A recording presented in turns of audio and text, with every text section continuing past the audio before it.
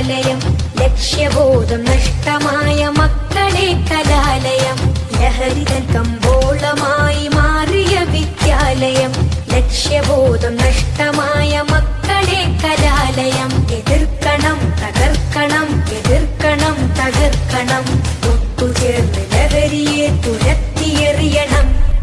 വിദ്യ തന്നഭ്യാസമേ ആഭാസമാക്കി മാറ്റിയാൽ വീണുടഞ്ഞ ഭാവിയാണ് ഫലമതെന്നതോർക്കണം. വീണുടഞ്ഞ ഭാവിയാണ് ഫലമതെന്നതോർക്കണം. ഉറക്കം നടിക്കല്ലേ,